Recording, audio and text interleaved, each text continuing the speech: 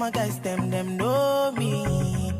Since '06, I've been writing this story. I know be OG, but if you ask them know me. I know they blow trees, only know ye me